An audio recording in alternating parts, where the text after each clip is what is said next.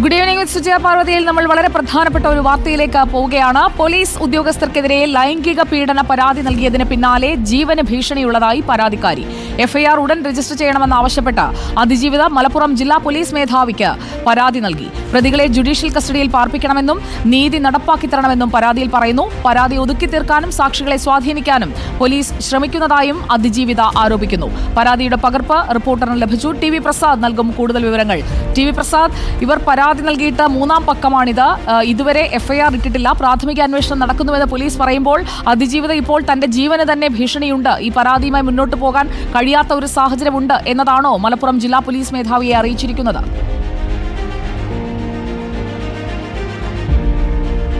ഉറപ്പായും സുജയ, അതായത് കേസ് അട്ടിമറിക്കപ്പെടുകയാണ് എന്ന സംശയമാണ് അതിജീവിതയ്ക്കുള്ളത്. അതിൻ്റെ അടിസ്ഥാനത്തിലാണ് ജില്ലാ പോലീസ് മേധാവിക്ക് ഇന്നിപ്പോൾ പരാതി നൽകിയിരിക്കുന്നത്. 2 ദിവസം മുമ്പാണ് മുഖ്യമന്ത്രിക്ക് പരാതി നൽകിയത്. ഇന്നലെ നേരിട്ട് പോയി പൊന്നാനി പോലീസ് സ്റ്റേഷനിലും പരാതി നൽകിയെങ്കിലും ഒരു നടപടിയും പോലീസിൻ്റെ ഭാഗത്തുനിന്നുണ്ടായില്ല.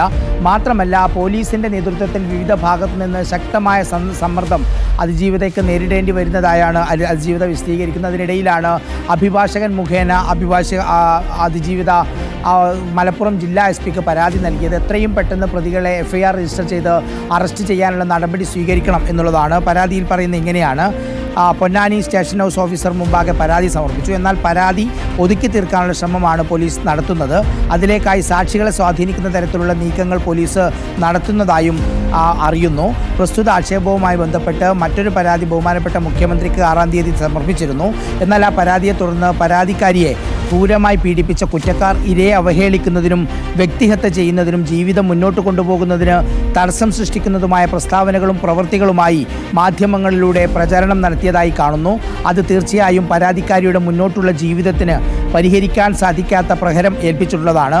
പ്രതികൾ ഉന്നത പോലീസ് ഉദ്യോഗസ്ഥരായതിനാൽ തന്നെ പ്രതികൾ സ്വതന്ത്രമായി സമൂഹത്തിൽ വിഹരിക്കുന്നത് സാക്ഷികളെ സ്വാധീനിക്കുന്നതിനും തെളിവുകൾ നശിപ്പിക്കുന്നതിനും അന്വേഷണം അട്ടിമറിക്കുന്നതിനും സാധ്യതയുള്ളതിനാലും അവർ അതിനായി ശ്രമിച്ചുകൊണ്ടിരിക്കുന്നതിനാലും അവരിൽ നിന്ന് പരാതിക്കാരിയുടെ ജീവന് ഭീഷണിയുള്ളതിനാലും പരാതിക്കാരിയുടെ പരാതിയിൽ തക്കതായ വകുപ്പുകൾ ചേർത്ത് എഫ്ഐആർ രജിസ്റ്റർ ചെയ്ത് ഉടനടി പ്രതികളെ അറസ്റ്റ് ചെയ്യണം എന്നാണ് അതിജീവിത അഭിഭാഷകൻ മുഖേന ആവശ്യപ്പെട്ടിരിക്കുന്നത്.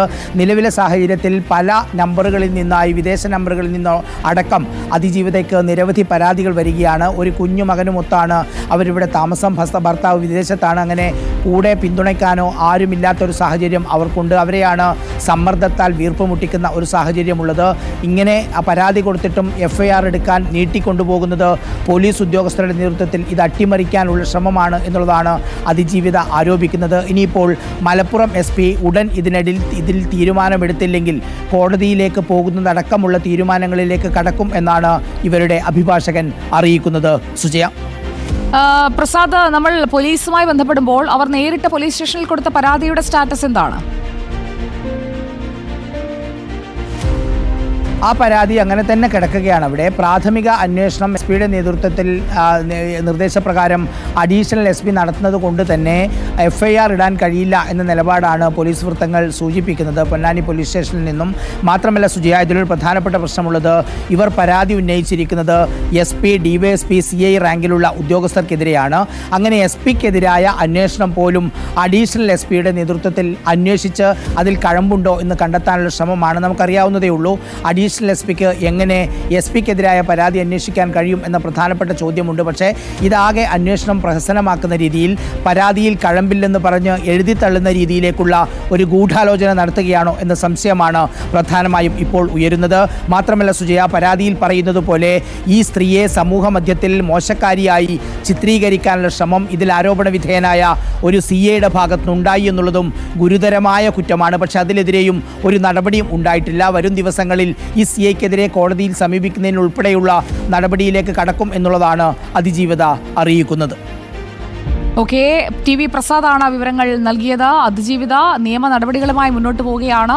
ഈ പോലീസ് മേധാവിക്ക്, ജില്ലാ പോലീസ് മേധാവിക്ക് കൊടുത്ത പരാതിയിൽ ഒതുക്കി തീർക്കാനായിട്ടുള്ള, സാക്ഷികളെ സ്വാധീനിക്കാനായുള്ള പോലീസിന്റെ ശ്രമവും ഉൾപ്പെടുത്തിയിരിക്കുന്നു എന്നുള്ളതാണ് ടി.വി. പ്രസാദ് റിപ്പോർട്ട് ചെയ്യുന്നത്. ഈ പരാതിക്കാരിക്ക് അവരുടെ പരാതിയിൽ അന്വേഷണം നടക്കുന്ന ഘട്ടത്തിലേക്കെങ്കിലും കാര്യങ്ങൾ എത്തുമോ എന്നുള്ളതാണ് അറിയേണ്ടത്.